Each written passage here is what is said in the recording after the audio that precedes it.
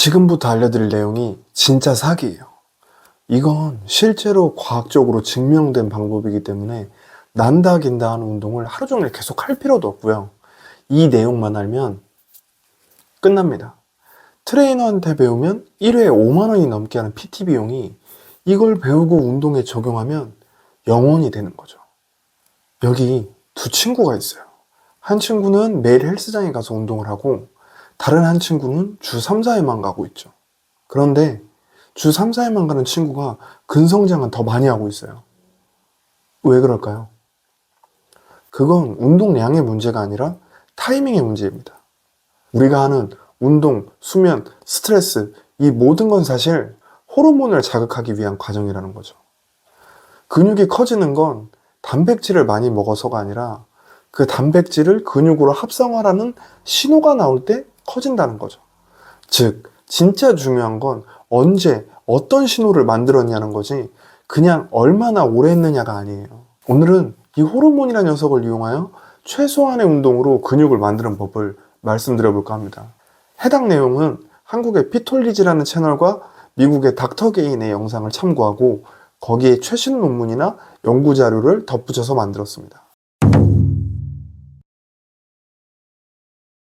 첫 번째는 테스토스테론이에요.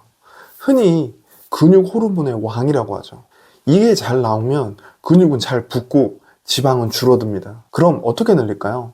스쿼트, 데드리프트 같은 하체 복합 운동이 가장 효과적입니다. 체지방이 적을수록 테스토스테론 수치가 잘 유지돼요. 그런데 오해하시면 안 되는 게 테스토스테론이 많다고 무조건 힘이 세지는 건 아닙니다.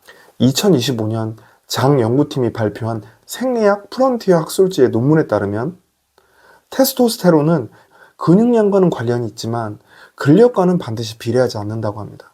그래서 중요한 건 수치를 올리는 것보다 근육 수용체의 민감도를 높이라는 거예요. 즉, 짧고 강하게 운동하고 단백질을 충분히 먹고 회복까지 챙기는 게 핵심이라는 거예요. 두 번째는 성장 호르몬이에요. 이건 근육도 키우고 지방도 태우는 진짜 효자 호르몬이거든요. 무거운 운동을 짧게 그리고 휴식도 짧게 가져가면 성장 호르몬이 크게 올라간다고 해요. 또 수면이 정말 중요하다고 해요. 잠든 지 한두 시간 안에 성장 호르몬이 가장 많이 나온다고 해요. 하지만 아쉽게도 나이가 들수록 성장 호르몬 분비는 줄어든다고 해요. 2025년 페르난데스 가르사 연구팀이 발표한 노아 프론티어 학술지 논문에는 성장 호르몬은 나이가 들수록 감소하고 근육보다는 지방 연소에 더 크게 기여한다고 보고했어요. 그래서 어르신들에게는 숙면과 단백질 섭취가 훨씬 더 중요하다고 해요. 늦은 밤 불빛을 줄이고 규칙적인 수면 습관을 들이는 게 대안이에요. 하지만 제가 가장 못 지키는 대안 중 하나거든요. 이론은 쉬운데 정말 적용은 어려운 것 같아요. 세 번째는 인슐린이에요. 우리가 밥을 먹으면 나오는 호르몬인데요. 근육에는 단백질과 포도당을 넣어줘서 성장을 돕지만 동시에 지방도 같이 저장한다는 특징이 있다고 해요. 미국 학술지에 발표한 논문에 따르면 저항성 운동 직후, 그러니까 근력 운동 직후 단백질과 탄수화물을 먹으면 근육 단백질 합성이 증가한다고 했어요. 1999년 호로위츠 연구팀이 응용생리학 학술지에 발표한 논문에서는 운동 직전에 고탄수화물을 먹으면 인슐린이 급상승해서 성장 호르몬 분비가 억제되고 지방 연소 효과가 줄어든다고 했어요.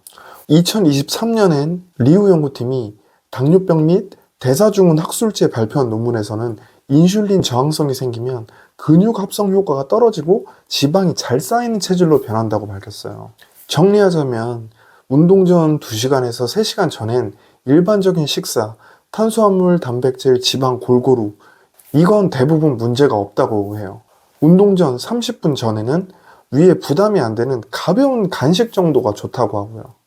예를 들면 바나나나 필수 아미노산 정도가 좋다고 해요. 그런데 운동 직전 5에서 10분 전에는 이때는 피하는 게 좋다고 해요. 혈액이 위장으로 몰리면서 오히려 퍼포먼스가 떨어질 수도 있다고 하네요. 그래서 저 같은 경우는 운동 전엔 아무것도 먹지 않고 있어요. 오히려 배가 부르면 운동하기도 귀찮아지더라고요. 마지막은 코르티솔, 흔히 스트레스 호르몬이라고도 하는데요. 운동 직후에 잠깐 오르는 건 정상이라고 해요. 오히려 회복 단계에서 잘 내려오면 근육 성장에는 도움이 된다고 하네요. 문제는 이게 만성적으로 높게 유지될 때예요. 2006년 해크니 교수의 내분비 대사학 리뷰 학술지에 실린 연구에 따르면 코르티솔이 오래 높게 유지되면 근육을 분해하고 지방을 늘린다고 해요. 또 2023년 아타나시오 연구팀의 내분비 대사장의 리뷰 학술지에 실린 연구에서는 운동의 종류에 따라서 코르티솔 반응이 다르다고도 보고했어요. 그래서 핵심은 코르티솔을 없애는 게 아니라 빨리 정상화시키는 거죠. 짧고 강한 운동, 충분한 휴식, 햇빛 쬐기, 명상, 그리고 7시간 이상 숙면, 이게 가장 확실한 방법이라는 거예요.